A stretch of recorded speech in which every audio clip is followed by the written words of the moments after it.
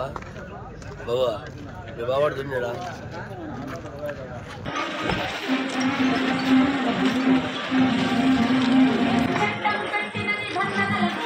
గారిని వేలుపెక్కుతుంటే వారికి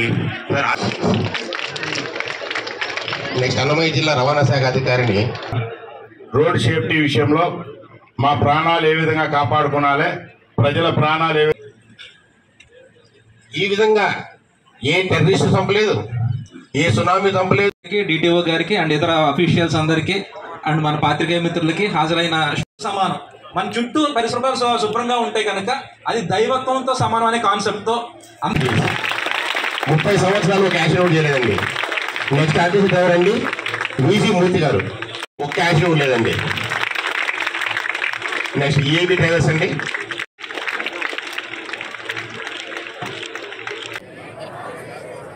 మోటారు వాహన చట్టంలో పొందుపరిచిన రోడ్డు నియమ నిబంధనలను పాటిస్తానని ఇతరులకు తెలియజేస్తానని నియమాలను ఉల్లంఘన కానీ ప్రేరేపించడం కానీ లేకుండా ప్రజలందరూ మన రోడ్లపై సురక్షితంగా ప్రయాణం చేయడానికి సహకరిస్తానని దైవ సాక్షిగా ప్రమాణం చేస్తున్నాను.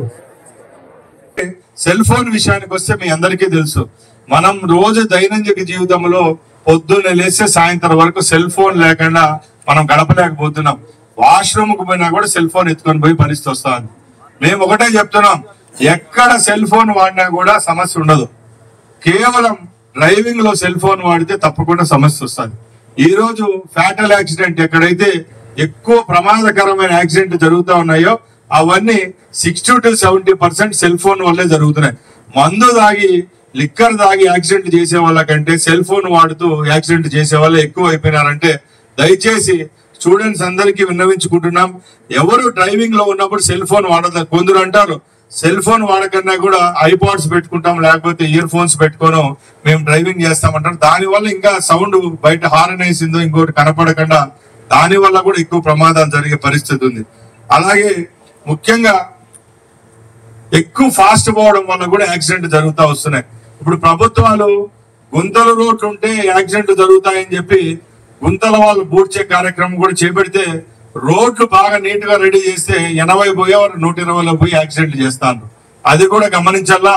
ముఖ్యంగా మన కుటుంబంలో మనకు నా అనే వాళ్ళు ప్రమాదాలు గురయ్యి వాళ్ళు ఏదన్నా అవుతే పడే బాధ ఇంత ఎంత కాదు. ఎందుకంటే నేను మా తండ్రి గారిని కూడా ఆ రోజు యాక్సిడెంట్ కోల్పోయినాను. కాబట్టి ఈ రోజు ఒక రవాణా శాఖ మంత్రి అయిన తర్వాత ఇలాంటి వేదికల్లో చాలా వేదికల పై నుంచి నేను ఒకటే చెప్తా ఉంటాను, ముఖ్యంగా మనం చనిపోయిన ఎప్పుడైనా యాక్సిడెంట్ అయి చనిపోయిన వాళ్ళకంటే ఆ కుటుంబంలో ఉండే వాళ్ళు నా అనే వాళ్ళు పడే బాధ చాలా ఎక్కువగా ఉంటుంది. కాబట్టి దయచేసి తప్పకుండా హెల్మెట్ అనేది ధరించండి.